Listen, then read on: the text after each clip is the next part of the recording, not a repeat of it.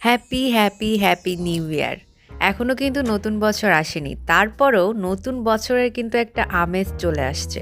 ছোটবেলা থেকেই তারিখ এত বুঝতাম না, স্পেশাল দিনগুলো এত বুঝতাম না। কিন্তু তারপরেও যখন একটু বোঝা শিখেছি, তখন 31st ডিসেম্বরটা আমার বছরের সবথেকে একটা স্পেশাল দিন, একটা মজার দিন, একটা আনন্দের দিন।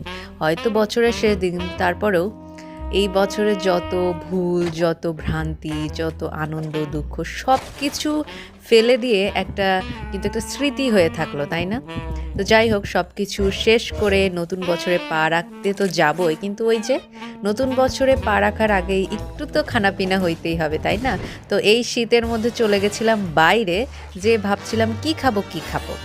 পুরো এলাকা ঘোরাঘুরি করার পরে দেখলাম এই খাবারটা। তো ১ম এ ভেবেছিলাম যে হয়তো অ্যাজ ইউজুয়াল হবে এই হালিমটা। কিন্তু জাস্ট মুখে দেওয়ার পরে লিটারালি আমি খেয়ে একদম আমার ছোটোবেলার হালিম যেরকম খেতাম সেই স্বাদটা পেলাম একদমই।